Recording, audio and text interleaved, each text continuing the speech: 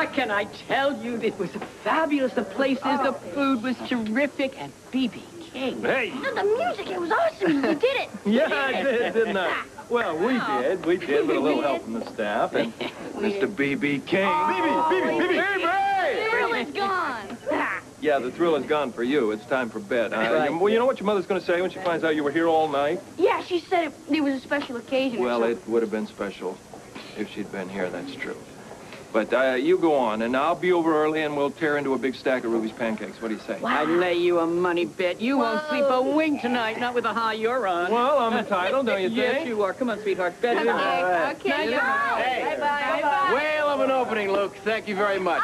Thank you. You guys made pancakes tonight, and I know how difficult that could be. We appreciate that coming from the pros. Oh, yes. Oh, and B.B. King. B.B. King. B.B., Which is the greatest, don't you think? I mean, that sound is, and you must be the ultimate partner because everything you touch seems to turn out I think like gold. he just knows how to pick the right partner. Doesn't it?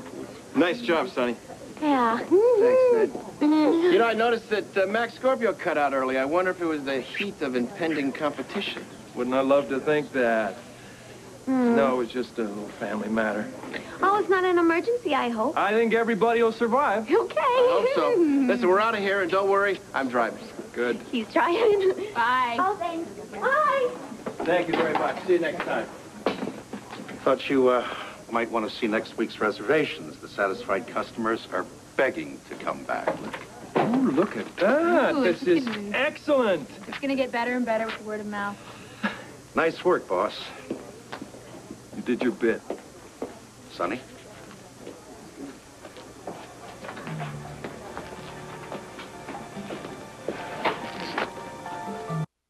Looks like a fine time was had by all. Looked like it. Yeah.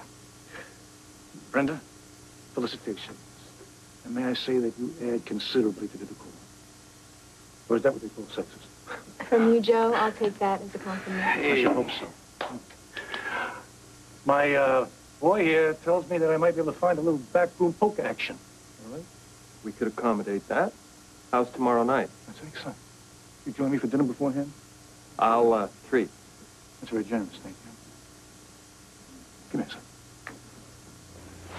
son. All right. You take care.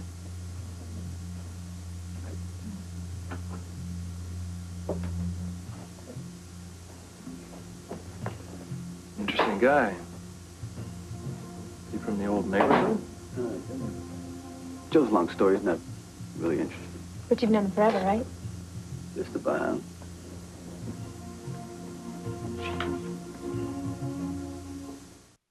The invoice number here is 053588980. Yeah. I'll have to call you back. Hey, Mac. Hey, if all my return customers look as happy as you, I'll be closed in 2 weeks. I'm not here as a customer. Where's Stone? I noticed you didn't mention Robin. She came home this morning. Oh. Cafe Diablo on the house. Maybe after I kill Stone. Not on these premises, pal. What, are you trying to get me closed? Is that how you handle a little honest competition? Don't expect me to have much of a sense of humor today, Luke. Don't expect me to take lightly your threats of mayhem. What is it that you wanted to see me about last night that was so important? You know, before we interrupted that splendid display of adolescent Yeah. Don't remind me. I just did. You said it was important, then you kicked in Sonny's door, and then Other you... things took priority, that's all. But the two situations relate. Well, what am I supposed to do, figure this out? I always thought that Stone was dangerous for Robin. And the information that I was about to pass along to you last night is only more confirmation. And since you have your son hanging around this place and a bit invested, I'd say that we both have reason to sweat recent developments. Well, then stop tap dancing. Let's hear it. Joe Scully.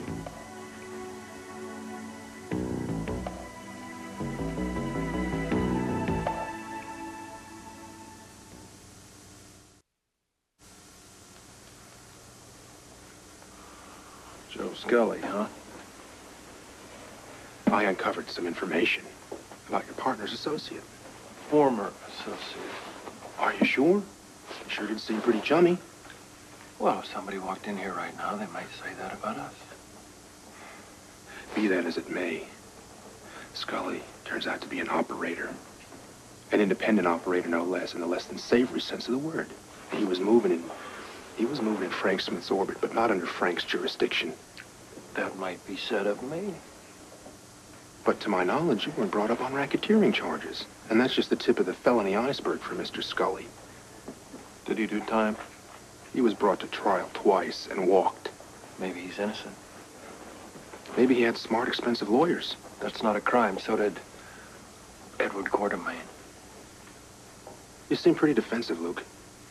Well, I know what it's like to be on the receiving end of a lot of suspicion.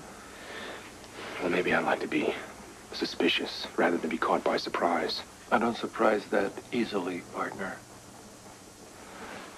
Then I guess you didn't need this warning. I noticed Laura wasn't at the opening. You know, that's what they say about a good PI. They notice things. Yeah, we do. I also noticed how calm you're taking this news. I'm a calm man. You're also smart and careful. So why don't alarm bells go off when potential trouble like Scully coincidentally shows up at your club's opening and turns out to be your partner's longtime associate?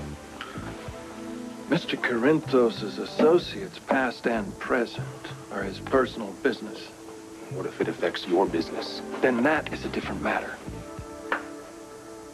Okay, fine, Luke. I can tell you want to play this close to the vest. Fine, I'm here on other matters. Where's Stone? Upstairs. Mac?